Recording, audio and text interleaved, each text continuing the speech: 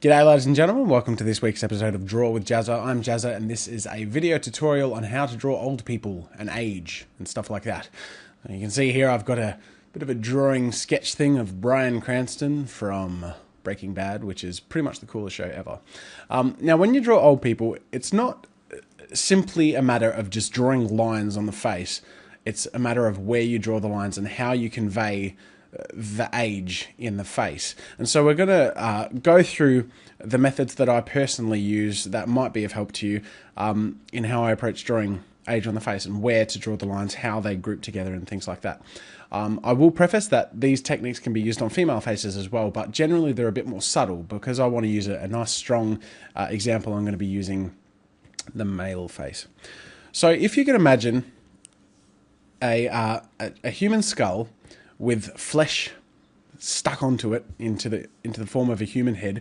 When the person is aging, I like to kind of imagine that it's just kind of sagging and the skin, it's almost like there's more skin but there's no room for it to be anywhere, so it kind of bunches up and that's where you get those lines, that's where you get those shapes. So what I want to do is just kind of approach this character here and outline the areas in which the skin would hang, as in it would be flat, and areas in which the skin would group and fold and create those lines. So the first thing we would do is kind of examine where the safe zones are, where aging won't happen as much. Well, I think the first place would be the very top of the head.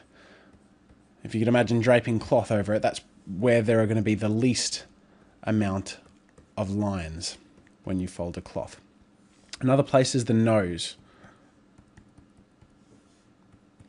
because it protrudes quite out quite a bit, so the material or the skin would just kind of still sit on top of that, fairly flat. The other area is the top of the cheekbones. Now, the cheekbones, again, are a part of the face that protrude, as well as the very edge of the brows here. And then I'd say partially the bottom lip and the end of the chin. So as you can see, those areas which I've highlighted, it's fairly obvious that they stick out quite a bit more than other parts of the face, which leads us to what we're going to be doing now, is examining where these folds would happen. And in general, it would happen between these points of solidarity. So if you look between the top of the head and the top of the brow here, this would be an area in which the skin groups, because it starts to kind of have less hanging space and be bunched up between these points here. So that's an area. Another area, very obvious, is underneath the eyes. It really gets pulled in to the head shape, into the cavity of the skull there. Okay, next is this kind of arc area here. So if you imagine, it's like a bit of an archway that carries over. And that also pulls up into the sides here. So these red areas, or dark brown areas, I'd also include the back of the head, are where the skin would bunch together and create the strange folds and whatnot. Also in the neck. Okay, so now that we have a rough area reference as to where things would group and where things would hang, I'm going to move across now to an array of these heads that I've laid out. Now I'm not going to change the one on the left. It's going to be our point of reference, but I'm going to show 3 variations or stages of aging, so we can show examples as to how we would signify this aging process. And I'm going to use red lines, so that's pretty clear where the lines are going and how thick they are and things like that. Okay, so this is our first one here, and we're not going to go for too old. We're going to go for the bare minimum, when aging starts to show, but when it's no way a deprecating thing for that person. So the most obvious thing to do would to be do very subtle, minimal lines in the areas in which the grouping takes place. So when I go over here, these areas would be first and foremost under the eyes, because that is the biggest cavity, or probably the biggest size change in the head. Like the eyes sink in, there's big holes right behind where the eye is. Okay, the next thing between the nose and the mouth, because the skin kind of comes down and there's a big cavity on either side of the jaw here where your teeth go in. So aside from those lines directly under the cavity, I would do a simple sort of, actually even that's too much. I'd probably do something like this. Okay, I don't want it on the edge, on the very edges of the mouth, because if I do that, he'll look a bit too old. But something as simple as that, and then on the brow, just a line on the top of where that brow is. So you can see very quickly that that is all it needs to start conveying the age. Now on the side view, same sort of thing. So just one line on the top, one on the bottom of the eye, and one on the side of the mouth. So pretty easy to do there. Moving along here, we're going to get like a fairly middle-aged, starting to show the signs of age. So underneath the eye, so same thing, we do the basic lines that we did in our previous example, but we're going to start adding more. Okay, so with the top of the brow, I'd probably add another layer on there, because the folds of skin are starting to kind of stack. You probably add a couple of thin lines there. Now directly under the eye here, I add an extra bag.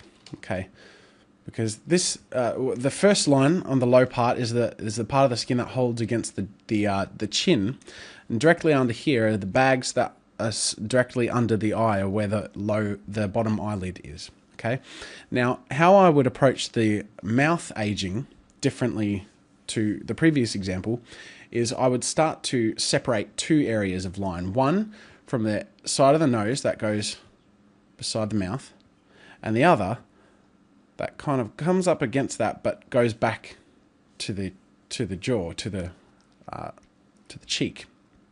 Okay, because the skin, like we showed in our page before here, hangs on the cheek. So we're not going to be adding age lines to the cheeks, but the skin starts to really fold in under here, and we can have that happen. Okay, and then same thing here. We have the top line. Let's add another layer. Start showing the aging of the eyes. We have the side of the face happen too, and we're going to kind of add a little aging to the back of the neck there. Okay, so again, it's not a huge amount of detail and lines. That's kind of the medium. And now over here, we're going to go into an extreme. Okay, so we're going to really show how we would draw someone really decrepit and aged. Okay, so first things first, you really just outline where those hanging areas are, and you let the skin bunch together. So under the eye was one. Okay, now the other thing that happens is that it's going to start to affect the basic shape of the face itself. So for example, under the eyes, these are quite young eyes, and how you would show eyes being more aged is you would let this area here hang down, so the skin would start to droop over the end of the eyes, and creases kind of come out from the edge right here. Okay, now brow, same thing, but the difference is it starts to really stack up. We've got lots of age lines happening here. This sort of dint in the side of the skull can come out a bit. Okay, so we're really just grouping and adding the folds to the skin layers. Now over here, one thing that is quite common to do is to do very little lines in the top lip, because the top lip no longer has the fullness that it had in its youth, and the skin is grouping together.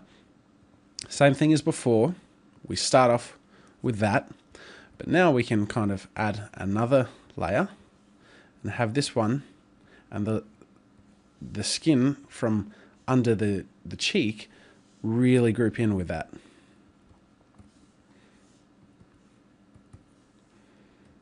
Okay, now like I said, it's going to start affecting the shape of the head itself. The skin is going to wrap much more extremely around the very core shape of the skull. So if I hide both of these and you see the skull, there are a few areas which there are no bone at all, but the skin and fat kind of fill in the gaps, in particular in the jaw and the eye. So what I'm going to do to show extreme age is I'm going to get rid of the sides of the jaw there, and I'm going to get my red, and instead the jaw is going to be kind of sucked in like that. Okay, so it's still, the chin is in the same sort of area, but this area here, instead of being nice and round because of the fat and the skin that filled it out, it's going to really be sucked in here. Okay, and we can just start to crease the skin around the edges of the face. So again, this is a very extreme example of how you would draw aging. And that's probably where I'd leave it. Aside from the neck, we can do things like have the skin folds wrap around like the Adam's apple and where the tendons of the neck join the muscle. Okay, now going down here, we're going to do the same thing on the side. So we have our core aging lines like this, and then we start to layer and group. We erase and let the skin fold over the eye.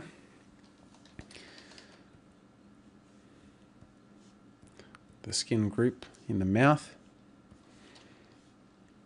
Now, I'm not going to erase the jawline here because this is actually against the bone. It's this fillet area here that shows here that I filled in. So to show that, we again, we group the skin and show those nice, old, gross, but delightful lines that add lots of character to our creation. We can kind of shape the nose a bit more, and then finally have it follow the contours of the neck muscles and have those creepy old guy necklines. And he'd probably be a little more hunchback too, but that's something that you can kind of mess around with yourself. Alright, so here we have the basic array that I've made, and I'm going to duplicate that and show you quickly without the skull behind it, and combining all of this into black lines, that you can see that it's a very clear depiction of the stages of aging, and without having lines where they're not needed. It's really putting just simple line work in basic areas that communicate very clearly the age that whatever character you're drawing is. So I hope that this tutorial has been helpful to you. If you have any questions, make sure to leave it in the comment section below. Subscribe, rate, and yeah, have a good one. I hope you enjoyed this video. Links are below to download the original files for reference. Remember, if you animate or draw something cool, be sure to share it on Newgrounds.com, the internet's best source for animations, games, art, and music. Until next time, see you later.